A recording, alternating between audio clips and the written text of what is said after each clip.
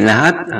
Muli niyo po akong samahan sa ating continuation po ng ating pag-aaral sa ating GLC1. Muli po, bagong lahat, tayo po muna ay manalangin. Aming Amang Diyos, pinaka-pangyari at pinaka-dakila sa lahat, Panginoon. Magandang araw po muli. Maraming salamat po muli sa bagong araw na muli niyo pong pinagkaloob sa amin. Panginoon, muli po niadalain ko muna. Samahan mo po uli kami sa aming pag-aaralan ngayon. Pagkalooban mo po muli kami ng wisdom, kaunawaan, karunungan, Lord, upang maunawaan po namin lahat ng mga mensaheng nais mo pong iparating sa iyong mga salita, Panginoon. Muli po, Panginoon, in Jesus' mighty name, Lord, I pray. Amen and amen. Yun. Magandang araw po muli mga kapatid. Muli po, salamat po. Samahan niyo po muli ako ngayong araw to sa ating, yun nga po, ating continuation ng ating pag-aaralan nga po sa ating GLC1, no? Book 1. Ito nga po, no? Ngayon po, no, ang pag-aaralan po natin, ito naman pong ikalimang sesyon, no? Ang pinagmumulan ng ang pinagmumulan ng kapangyarihan, ang banal na espiritu. Yan nga po, no? Kung nakikita niyo po, medyo malabo na po. Yan po. Ito po yung continuation natin, no? Nasa ikalimang session na po tayo, no? Nung nakaraan nga po, no, napag-aralan nga po natin yung tungkol sa ika-apat na session, yun nga po yung nag-iisang pangako, ang katiyakan ng ating kaligtasan. Nga po, no? Napag-aralan natin na nung nakaraan linggo pa mo na permanente nga po yung relasyon natin sa Diyos, no? Kahit nga pa misa po tayo po ay nagkakamali o nagkakasala, hindi po yung nagdudulot ng permanenteng pinsala po sa relasyon natin sa Diyos, no? Talagang maayos po muli yan. Nakita nga po natin doon sa example nga po doon sa alimugang anak, no? Nung muli siya pong bumalik, no? Nung nagsisi siya, bumalik siya sa ama, humingi siya ng tawad, no? Napatawad siya nung ama, no? Talagang inamin niya, nagkamali siya, nagkasala siya. At yung ama naman po, no, talagang excited na excited. Nakita po natin, excited na excited po yung kanyang ama sa pagbabalik niya. Pinatawad nga po siya. Ganyan nga po tayo, no? Yung relasyon natin sa Diyos, hindi po nawawala yun, no? Permanente na po yun. Kaso ang nawawala nga po yung fellowship, no? Talagang medyo nagkakaroon po tayo ng problema doon sa fellowship. Pero nga po yung relasyon, hindi, no? At kailangan nga po natin, tulad nga po yung ginawa nung anak nga po doon, humingi siya ng tawad sa ama at may tawad siya. Ganyan din po ang gawin natin, no? Humingi tayo ng tawad sa Diyos, no? Manumalik tayo sa Diyos, sundin natin mga ginagawa niya. At nga po ang ating Panginoon ay excited na muli tayong bumalik sa Kanya. Ganyan din po. Kaya ganun nga po, no? Kung tayo nagkakamali, nagkakasala, patuloy tayong lumapit, humingi ng tawad sa Panginoon. Pero nga po, no, kung naisip nga po natin, no, parang mas maganda nga po, no, kung higit na parang nakakasal tayo sa Panginoon. No, imbes na yung nagkakasala ka, okay lang po yun, nagkakasala tayo, humingi ng tawad. Pero parang kung sa tingin niyo po, no, parang mas maganda po, no, kung talagang nakakasunod tayo sa Panginoon, no? Talagang naiiwasan na po natin yung paggawa ng kamalian, pagkakasala, no? Kasi nga po, alam natin, talagang nanulugod ng Panginoon kung talagang sumusunod tayo sa Kanya, no? Kung talagang nagagawa natin yung mga kautusan niya, no? Diba? Parang kung isipin niyo po, mas maganda po talaga yan, di ba? Kung talagang kakayahan nating sumunod sa Panginoon, no? Kaya yan nga po ang ating pag-aaralan ngayon dito sa ating ikalimang sesyon. Ang title nga po nito yung pinagmumulan ng kapangyarihan ang banal na espiritu. Yan nga po yung pag-aaral natin ngayon sa araw na ito, no? Ang banal na espiritu. Nga po, no? Pag-aaralan po natin dito kung paano tayo maaaring mamuhay ng matagumpay, no? Kung paano natin maiiwasan yung mga tukso. Kasi nga po, alam natin habang nandito po tayo sa mundo, no? Yung tukso, hindi po naaalis po, nandiyan pa rin po yan. Maraming tukso, no? Nasa paligid natin nandiyan ang tukso. Ngayon po pag-aaral natin kung paano natin ito kayang iwasan. Pwede pa natin iwasan ito? Ano bang maaari natin gawing paraan para maiwasan natin itong mga tukso na ito? Pero bago po lahat, no? Tingnan po muna natin, no, yung tatlong pangunahing pinagmumulan ng tukso, no? Pag-aralan po muna natin kung ano po yung mga tukso na nangyayari sa ating paligid, sa ating buhay, no? Tingnan po muna natin, i-check po natin kung ano po yung mga tukso, yung tatlong pangunahing tukso, no? Ito nga po, sinasabi nga po nito yung mundo, unang-una yung mundo, pangalawa, ang laman, at panghuli, ang demonyo. Yan nga po, no? Ito po ang pag-aaral natin ngayong araw. No? Yan po, pagsimula na nga po tayo. Ito nga po, no? Sinasabi nga po dito, ang mundo. Ito nga po, ayon nga po sa Roma 12, verse 2, huwag kayong makiayon sa takbo ng mundong ito. Sa halip, hayaan ninyong baguhin ng Diyos ang inyong pag-iisip upang maunawaan ninyo ang kanyang kalooban. Sa gayon, magagawa ninyo kung ano ang mabuti, kalugod-lugod at ganap sa kalooban ng Diyos. Ito nga po, no? Nabasa nga po natin ito. Binanggit nito, no? Huwag kayong makiayon sa takbo ng mundong ito. Ano mo ba yung binabanggit nitong takbo ng mundong ito? Kasi nga po, no? Kung napapansin niyo po ngayon po, no? Dito po sa atin, no, sa mundo, no, marami nagsasabi na okay lang yan, gawin mo yan, no? Kung masaya ka yan, gawin mo yan, no? Kung wala ka naman nasaktan, natapakan, gawin mo yan. Or meron naman nagsasabi, no, na sige, gawin mo yan, uso na yan eh, lahat naman ginagawa na yan, no? Lahat na, okay lang yan, no? Kahit masama yan, uso naman yan eh, gawin mo lang yan, no? Ganun po ang parang nakakasanayan na sa mundong ito, no? Parang kahit mali na ginagawa mo, basta sinasabi ng iba, masaya ka dyan. Sige, tuloy mo lang, no? Kahit mali na ginagawa mo, basta sinasabi nila, wala man ako nakatapakan, gawin mo yan, no? Kahit mali na ginagawa mo, basta sinasabi nila, uso na yan, ginagawa naman ng marami na yan, no? Gawin mo yan. Yun po, huwag po tayong umayon doon. Kasi mali po yun, no? Hindi po dahil uso na sa mundo yun, ginagawa na ng lahat yun, gagawin na rin natin. Hindi po, mali po yun. Huwag po tayong magpapaloko doon, huwag po tayong magpapadala sa gawin ng bundok. Yun nga po yung unang-una. Tingnan po natin yung pangalawa. Ito naman po yung pangalawa, ang laman. Ito nga po, no? At sinasabi nga po dito sa Santiago 1:13 Santiago 1:13-16, sinasabi nga po dito, huwag sabihin niyo naman na tinutukso siya ng Diyos kapag siya'y dumaranas ng pagsubok, sapagkat ang Diyos ay hindi maaaring matukso. At hindi rin naman niya tinutukso ang kahit sino. Natutukso ang tao kapag siya'y naaakit at nagpapatangay sa kanyang sariling pagnanasa. At ang pagnanasa kapag naitanim sa puso ay nagbubunga ng kasalanan. At ang kasalanan sa hustong kulang ay nagbubunga ng kamatayan.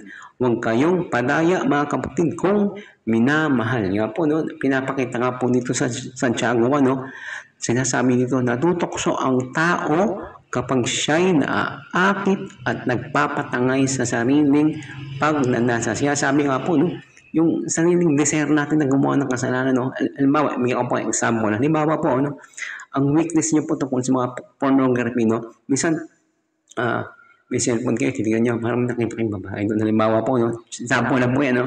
Tapos nakita nyo, i-scroll nyo pa, titignan nyo pa, hanggang makita nyo, hindi nyo napansin, nanonood kayo ng mga porn movies, no? Ganun po, no? Halimbawa naman, sinasabi niya po, pag inom, alam mo, mahina ka doon. Sabi mo, okay lang uminom, konti na naman. Sinasabi naman sa Bible, daraan kines, ito mo, inom na ako konti. Pero alam mo po, no, hindi nyo napapansin, naparami na pa rin inom nyo. Hindi mo na alam, hindi mo na kontrol ng sarili mo. Kaya nga po, no, sinasabi nga po dito, no, tayo po mismo, no, tayo mismo yung lalagay ng sarili natin, tayo mismo, parang, kumbaga parang hinahabol pa natin yung tokso, no, yung laman, no, hinahabol pa natin yung tokso, no, kaya nga po, sabi, no, tayo mismo, yung sarili natin, nagpapatangay tayo, no, tayo mismo, pag naakit tayo, tayo mismo yung lumalapit sa tokso, no, yun nga po yung pangalawa, ang laman. Ito nga, tingnan po natin yung pangatlo, no, sinasabi po dito, ang demonyo. Dito nga po, no, ayon nga po sa Efeso 6:10-12, magpakatibay kayo sa kalakasang galing sa Panginoon at sa kanyang dakilang kapangyarihan. Isuot ninyo ang buong kasuotang pangdigma na kaloob ng Diyos upang mapaglabanan ninyo ang mga pakana ng Diablo, sapagkat hindi tayo nakikipaglaban sa mga tao, kundi sa mga pinuno, sa mga may kapangyarihan, sa mga tagapamahala ng kadiliman umiiral sa sanlibutan ito, sa mga hukbong espiritual ng kasamaan sa himpapawid nyo. Nakita nyo po, binanggit nga po dito, no, pakana ng Diablo, sinasabi po dito, no, sa mga tagapamahala ng kadilimang umiiral, no, sa mga hukbong espiritual, no, yung nga po, sinasabi nga po dito, no, na yung demonyo po, si Satanas po, no, talagang gumagawa siya ng paraan para matukso tayo. Di ba? Alam nga po natin, no, once na talagang naging Christian tayo, no, si Satan talaga nagtutubol time po yan. Kasi nga po, no, ano po yan eh, gusto niya po, may kadami po siya sa impyerno. Gusto niya, tayong mga Christian, ano eh, no, mahatak niya, no, kasi ayaw niya po nung ano eh, no, nung ano, ingitero po yung Sis Laras eh. Kasi nga po, ayaw niya po nung ano eh, no, nung mapunta tayo sa Panginoon, kaya nga po, magdo-double time po siya, gagawa ng paraan niya para mahatak po tayo, no, no, gagawa siya ng paraan para mabalik tayo sa Kanya, no, mahatak niya muli tayo.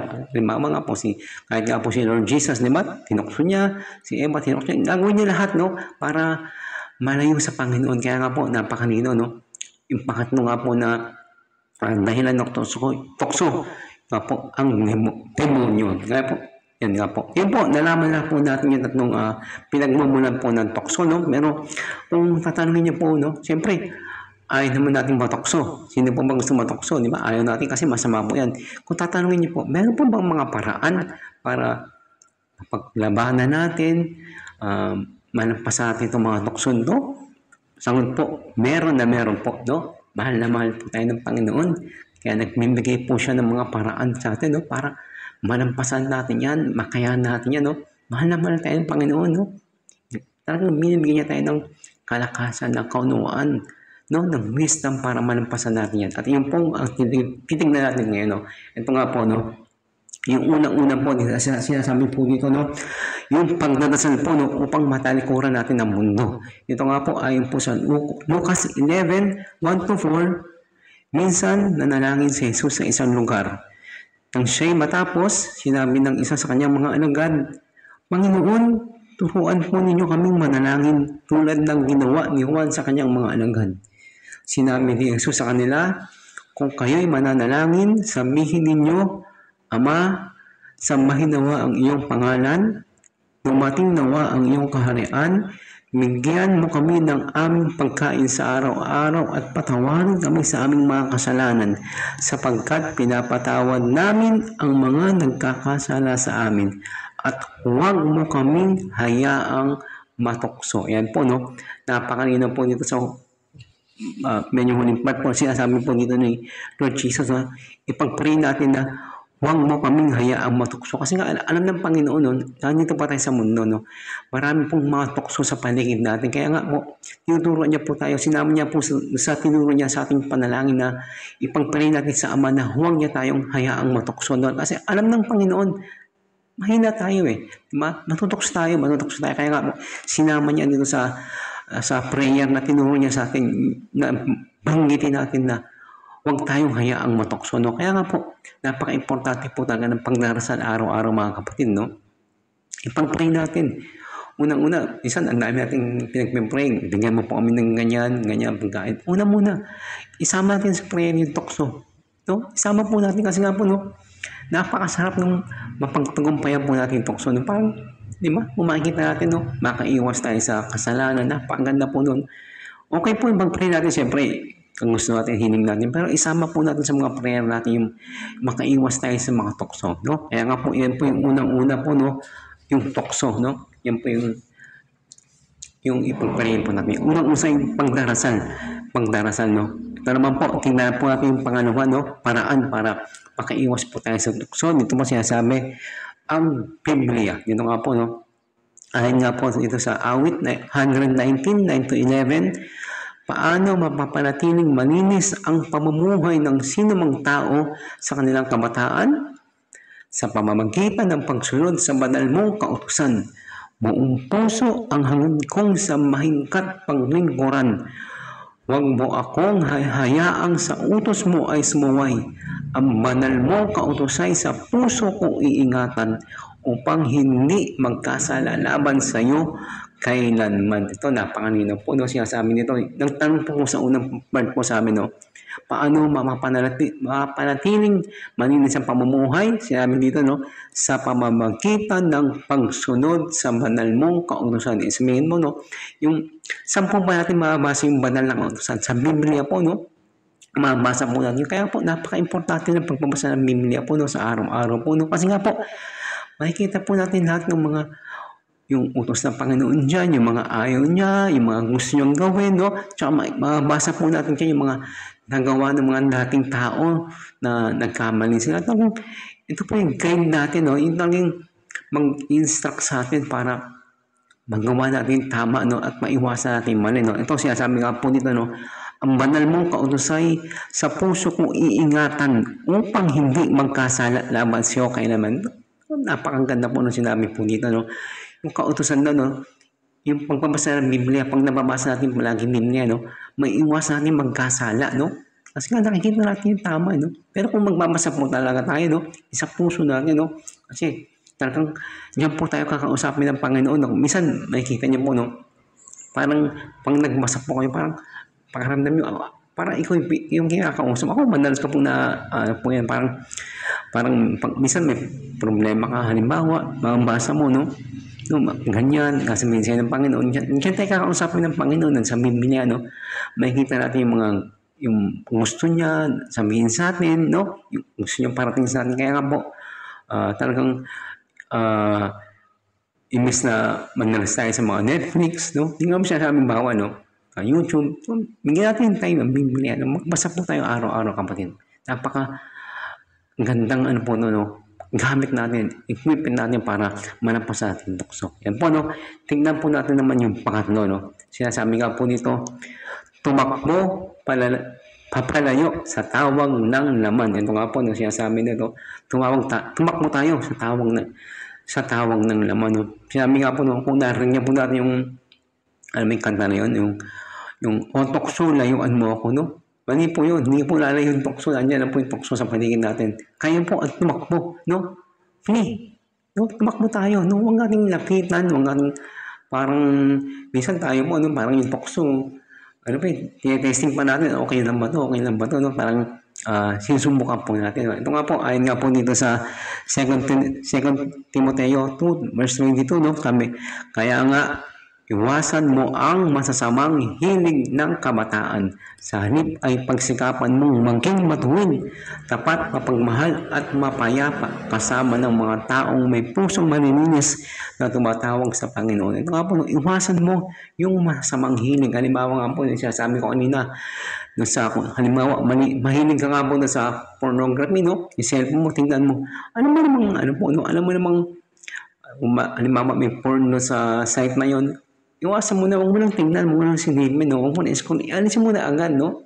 Halimbawa naman, alam mong mahina ka sa pang-inom, huwag mo lang subukan uminom, huwag mo lang i-try, no? Umiwas tayo, tumakbo tayo, alam mo namang magkakasala ka nun, no? Sabi nga, prevention is better than cure, no? Bago pa mo magawa yun, iwasan mo na, umalis ka na, no? Tumakbo ka, huwag lang maglakad, no? Takbo, lumayo tayo sa kasalanan, no? Lumayo, no? Hindi tayo aamutan yan. Nanyan lang yan Stagnant lang yan. Nanyan lang yung tukso. No? Nasa paligid, alam niyo po ba mga kapatid, ang tukso na sa paligid ng atin, napakarami yan. No? Napakarami yan. Kaya nga, hindi mo naaalis yan Nanyan lang yan. Tayo mismo lumayo. Tayo mismo umiwas sa tukso para hindi tayo mahulog sa tukso. Yan po, no? Dito naman po, tingnan naman po natin yung pang-apat. Dito nga po, sabi, labanan ang diablo. Dito nga po, ayun nga po sa Santiago 4 verse 7. Kaya nga, pasakop kayo sa Diyos. Labanan ninyo ang diablo at lalayuan niya kayo. Ito, napakanino po, no?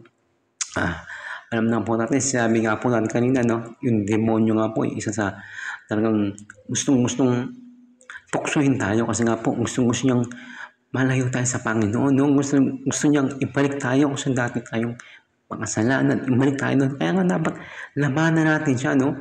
Labanan natin yung tukso, no?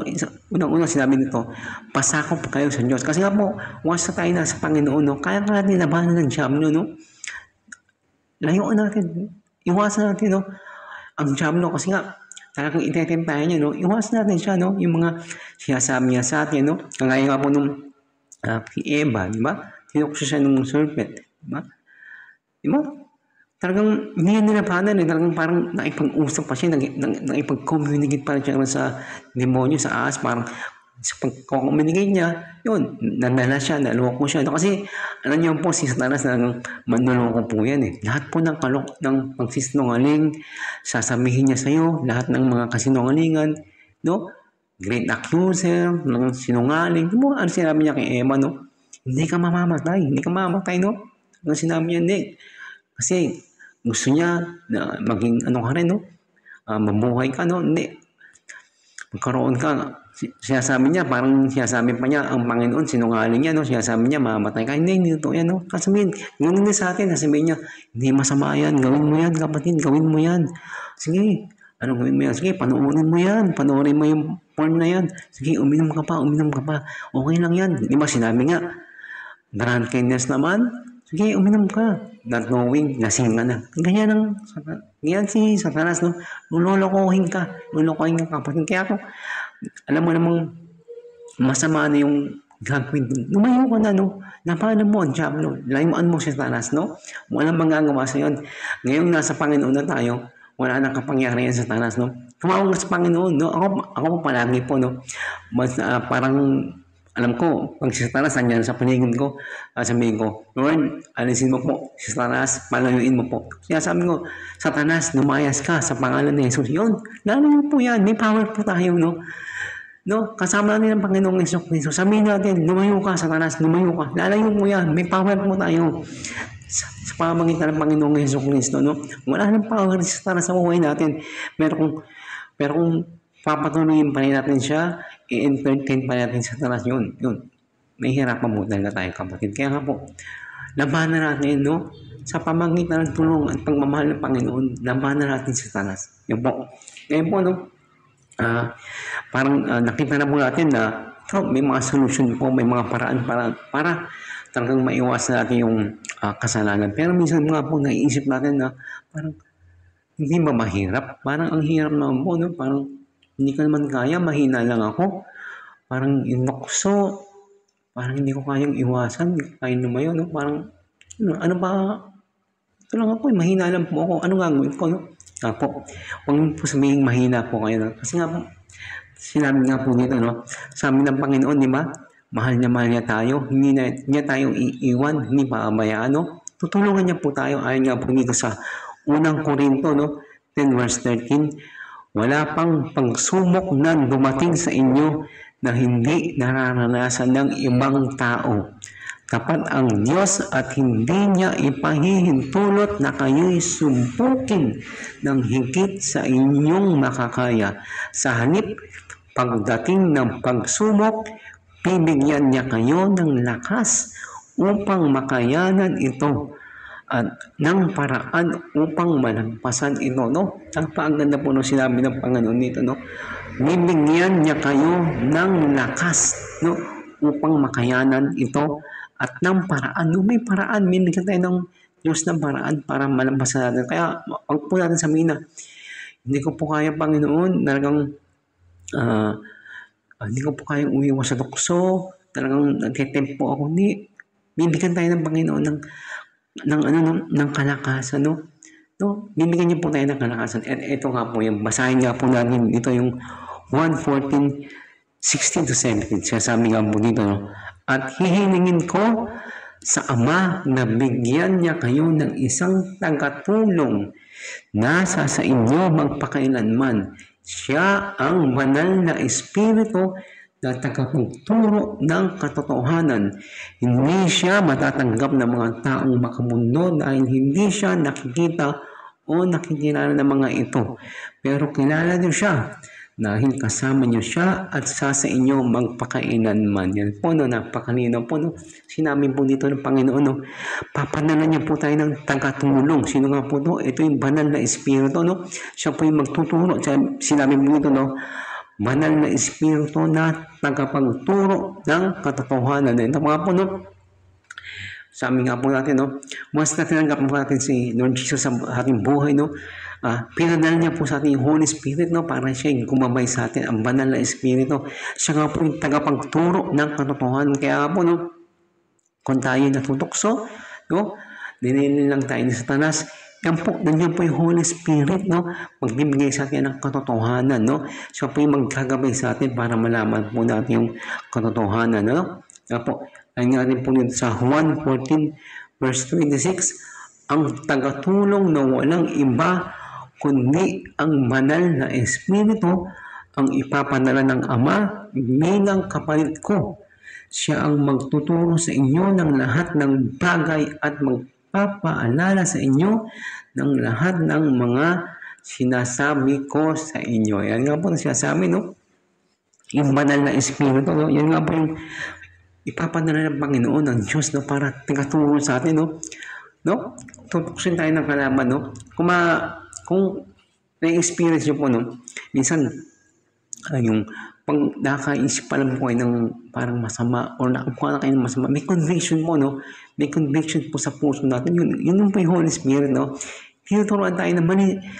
Parang sinasabi natin, halimbawa ikaw, Edmond, mali yung ginagawa mo, mali yan, no? Nakukonvict tayo yung puso natin, no? Kung naramdaman niyo po yun, no? At sigurado po naramdaman. Kung tunay niyo pong tinanggap si Jesus Christ sa buhay niyo, mararamdaman niyo po yun. Palagi may conviction. Ako po, madalas po. Minsan, alam mo yung parang, kunyari sa nagmamotor po ako, nasa kalsada. Minsan, may mga pasamay na driver. Minsan, iinit pa lang yung ulo ko po. Yun. Advance po, no? Si Holy Spirit. Yun, masama yung pang-init. Yun, kaya po, bago pa man uminit yung ulo ko, naiiwasan ko naman kasi nga po, nandiyan po si Holy Spirit at sinasabi niya, mali yan, Edmond, no? Meron tagapagturo po sa atin, may gumagamay po sa atin. Kaya nga po, no, siya po yung pinadala ng Panginoon, tagatulong sa atin, tagaturo, no? No, siya yung magagamay sa atin para malampasan po natin yung tukso. Ito nga po, no?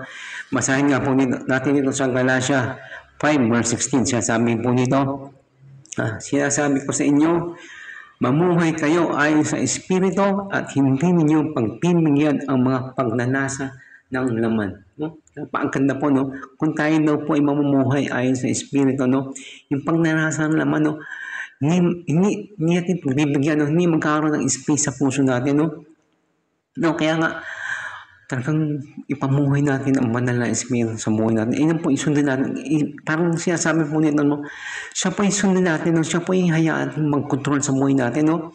Hayaan natin siya yung manguna, yung banal na Espiritu. Kasi nga po, siya po yung magsasabi sa atin kung mali, no? Pero kung hindi po siya yung hayaan natin manguna sa atin, no? Hayaan natin yung sarili natin. Alam ba yung sarili natin? Puro kamalian yan, no?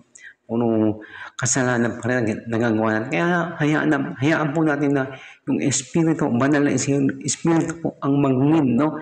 Siya po yung manguna sa atin para nga po, no, hindi natin pagbigyan yung pagnanasa ng laman. Ito rin po, no, ayon din po nito sa Roma 8:5-6, ang mga namumuhay ayon sa hilig ng laman ay walang pinapahalagahan kundi ang mga bagay na ukol sa laman.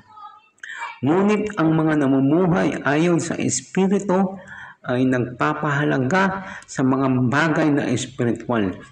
Ang pagsunod sa hilig ng laman ay naghahatid sa kamatayan. Ngunit ang pagsunod sa Espiritu ay nagdudulot ng buhay at kapayapaan. Ito po sinasabi po nito, no? Basa niyo po, no? Kung tayo susunod lang sa hiling ng laman, ano po yun? Ito po ay maghahatid sa atin sa kamatayan. Kasi nga, alam natin, no? Kung susundan natin yung hiling na laman, magkakasala po tayo. At alam naman natin po, no? Napag-aralan po natin sa mga una po nating mga pinag-aaralan, ang kasalanan, no, ang kabayaran ay kamatayan. Kaya nga po kung tayo susunod sa hiling ng laman, tayo magkakasala at ang kasalanan ay magnunulot ng kamatayan. Kaya po, no, sinasabi rin dito, ngunit ang pagsunod sa Espiritu ay nagdudulot ng buhay at kapayapaan. No? Ang pakasarap mo, no? Magdudulot ng buhay at kapayapaan. No? Yung mga stress sa isip mo, no? Nawala yun, no? Magkakaroon ka ng peace of mind, no? Magkasama ang banal na Espiritu. Kasi nga po, alam po, siya yung magtutulong sa'yo, huwag ka magalit, umilit yung ulo mo, huwag mong gawin yan, no? Siya yung magkagamay sa'yo. Kaya bago ka pa magalit, bago pa umilit yung ulo mo, naiwasan mo na yun kasi nga, palagi na yung banal na Espiritu na naggagawin sa'yo, kinukonvict ka para hindi mo na magawa yun. Kaya po, no? Ito nga po, basahin din po natin sa Efeso 5 verse 18. Sabi po dito, huwag kayong maglalasing sapagkat sisirain lamang niyan ang inyong buhay. Sa halip ay dapat kayong mapuspos ng Espiritu. Ito nga rin po, no, sinasabi, huwag po kayong maglalasing. Alam mo ba yung mga nagagawa ng lasing, no? Kung mga pag nalasing ka mo, wala kang kontrol sa sarili mo.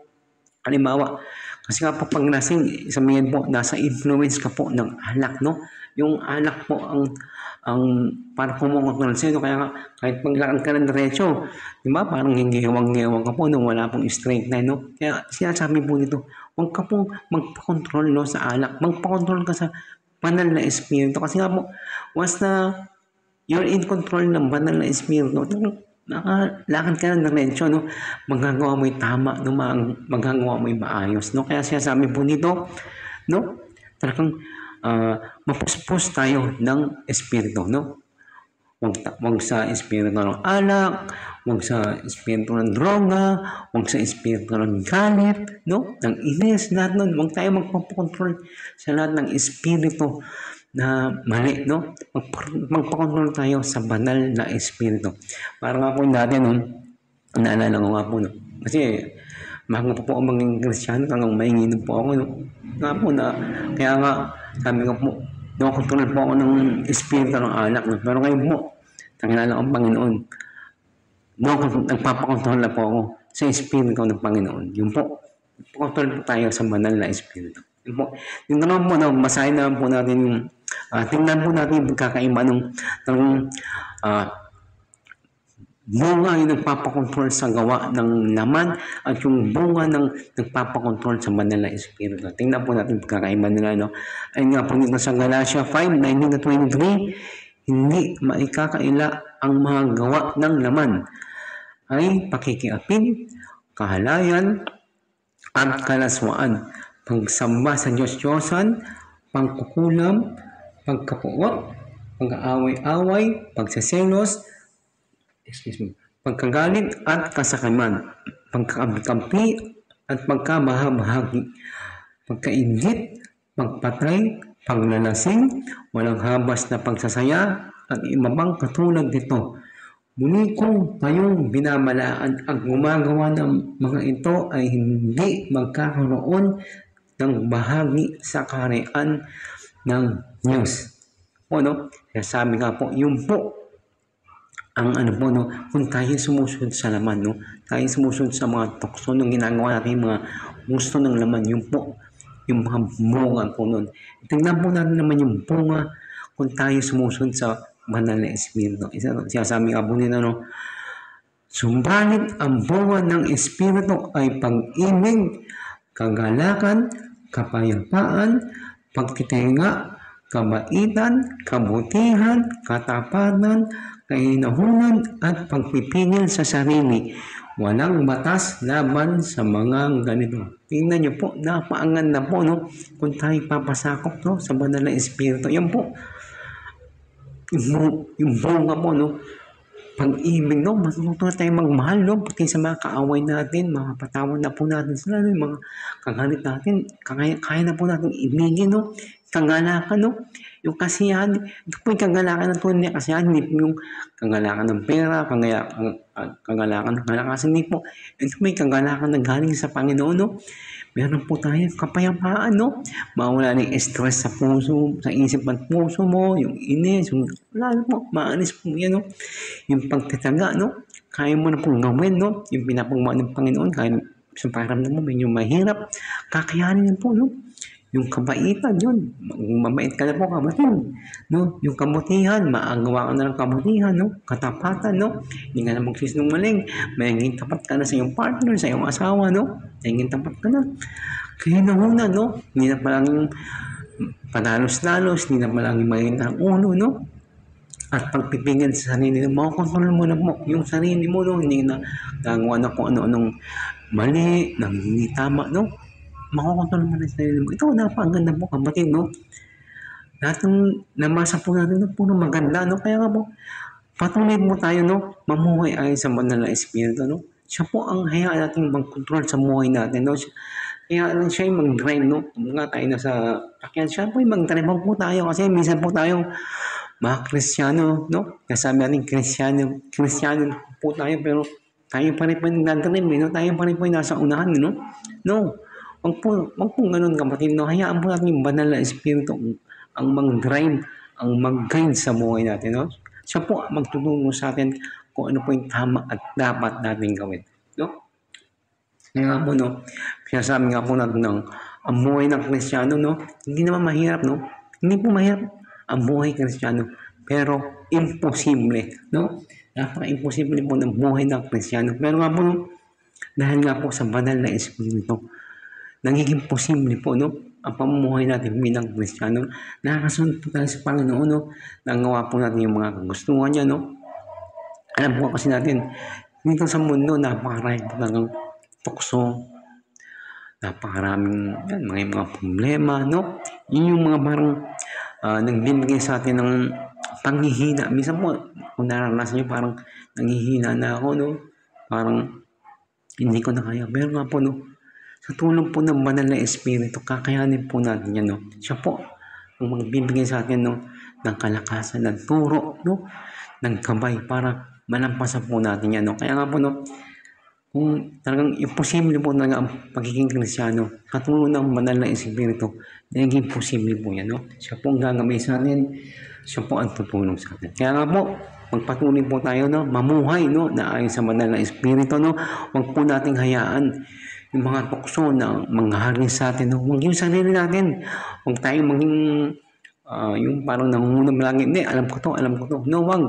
Hayaan po natin ang banal na Espiritu ang gumabay at tumulong sa atin. Yun po, no? Aralan na po natin, no? Yung mga tukso sa paligid natin, kung paano natin malalampasan yan. Pag-aralan na po natin na binigyan po tayo ng Panginoon ng Holy Spirit para gumabay, tumulong sa atin, magturo sa atin, no?